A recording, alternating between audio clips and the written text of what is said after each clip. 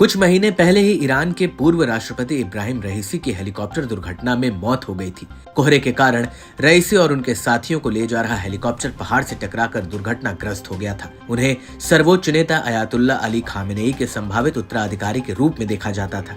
उनकी मौत के बाद मोहम्मद मोकबर को देश का नया कार्यवाहक राष्ट्रपति बना दिया गया। इसके कुछ समय बाद ही खबर आने लगी कि ईरान के supreme leader Ayatollah Ali Khamenei की तबीयत भी बिगड़ने लगी है।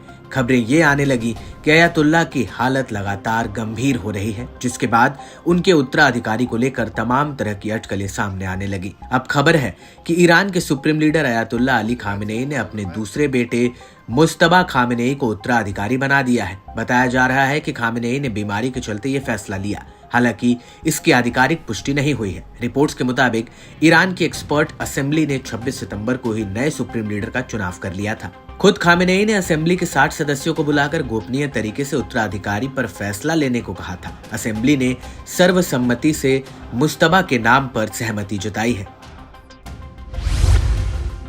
कौन है मुज्तबा खामेनेई? मुज्तबा अपने पिता की तरह ही इस्लामिक मामलों के जानकार हैं। वे पहली बार 2009 में दुनिया की नजरों में आए। उन्होंने ईरान में जारी विरोध प्रदर्शनों को सख्ती से कुचला, जिससे कई लोग मारे गए। तब राष्ट्रपति चुनाव में कट्टरपंथी नेता महमूद अहमदीनेजाद को सुधारवादी नेता मीर हुसैन मौसवी पर जीत मिली थी। सुधारवादी नेताओं ने दावा किया कि चुनाव में भारी पैमाने पर गड़बड़ी हुई है। इसके बाद लाखों लोग सड़कों पर उतर आए। इससे ईरान ग्रीन मूवमेंट का नाम दिया गया। ये 2 साल तक चला, लेकिन ईरानी सरकार ने इसे बल प्रयोग करके दबा दिया था। कहा जाता था कि इसके पीछे मुज्तबा खामेनेई का दिमाग है। ईरान के सुप्रीम लीडर को कौन चुनता है? एक रिपोर्ट के मुताबिक ईरान में सुप्रीम लीडर का चयन असेंबली ऑफ एक्सपर्ट्स करती है। ईरान में सुप्रीम लीडर बनने के लिए इनका 2/3 वोट हासिल करना जरूरी है। असेंबली ऑफ एक्सपर्ट्स 86 मौलवियों का एक समूह है। हर 8 साल में इनका चुनाव होता है। हालांकि इनके चुने जाने की गार्जियन काउंसलिंग की बड़ी भूमिका होती है। गार्जियन काउंसलिंग एक गवर्नमेंट बॉडी है जो संविधान के अनुच्छेदों की व्याख्या करती है और ईरान में चुनाव कराती है। 2 सालों से चल रही थी तैयारी।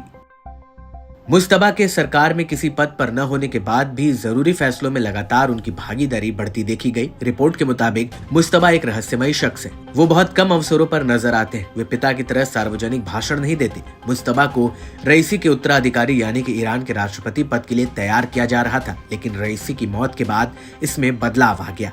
इस सब के बीच दिलचस्प बात यह भी है कि खामेनेई ने अपने बड़े बेटे मुस्तफा को वारिस नहीं बनाया है, जो कि अब तक सबसे बड़ा सवाल बना हुआ है।